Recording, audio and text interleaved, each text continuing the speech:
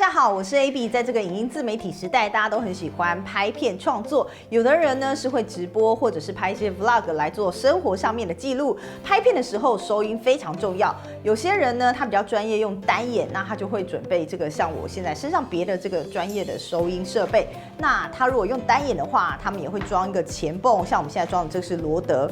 喜欢运动的人，他就直接用 GoPro 来创作。说真的 ，GoPro 8的收音效果也很不错。但是其实最方便的就是用你的手机来创作。可是大家很多人在手机创作的时候，都会遇到一个问题，就是你在拍片的时候，如果有嘈杂的现场音，它就会压过你自己的声音，或是你想访问的人的声音。如果你想拍出一个收音还不错的影片，很多人可能要花好几千元或是上万元去买收音设备，但是呢，这个成本其实有点高。所以我们今天要介绍一款专业的 App， 叫 Filmic Pro。它呢，让你只要有一台 iPhone 加上 AirPods， 你就可以拍出一个收音良好的影片。接下来我们来看一下这个 App 怎么使用。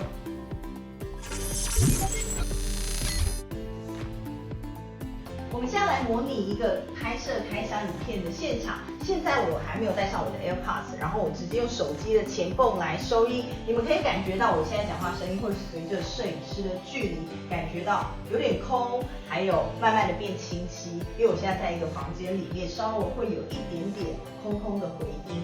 那现在呢，我就带上我的 AirPods， 然后我们再来测试打开这个 App 之后的收音效果。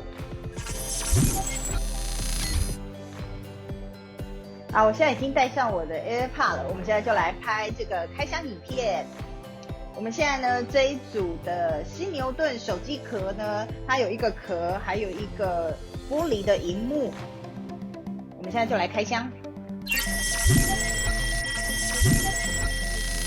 这个就是我们在 Costco 买的手机壳组合，一个是玻璃保护贴，一个是外面的这个手机壳。大家觉得这两种收音效果是不是有点不一样啊？虽然饱和度没有像专业的收音麦克风这么饱和，但是它的清晰度还是胜过你直接用手机来收音。大家可能还会有个疑问，就是说，如果我今天出去拍片，想要采访别人的话，我可不可以用我的 AirPods 直接采访别人呢？其实这部分我们已经测试过了，接下来我们就来展示给大家看要怎么使用。首先呢，我们要先进入到 AirPods 的设定，把麦克风从自动切换改成总是左耳或是右耳，这端看你的个人习惯来设定。这个样子呢，你就可以把设定成麦克风的那一耳拿下来进行采访收音，另外一只就变成了你的监听耳机。现在我们已经把左耳设定成麦克风了，我等下就会把左耳拿下来收摄影师的声音，让大家来听听看摄影师的声音哦。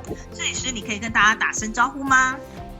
Hello， 大家好，我是李耀，大家好。OK， 大家有没有听到摄影师的声音被收得很清楚哦？而且这个 Filmic Pro App 的功能还真的不少，像是快门 ISO 还有色温专业参数都可以自己设定。底下还有斑马纹、直方图、视坡图可以参考。收音的大小你也可以透过这个横条的 bar 来控制。另外，如果你有特殊的需求，想要拍摄 log 档，你也可以付费解锁这些专业功能。有兴趣了解细节操作的话，大家可以再留言给我们，我们会一一回应。以上就是小编推荐的一款影像 App， 推荐给没有专业收音设备的朋友，希望你们也可以拍出好的作品。喜欢我们的影片，记得按赞、订阅、加分享。我们下次见，拜拜。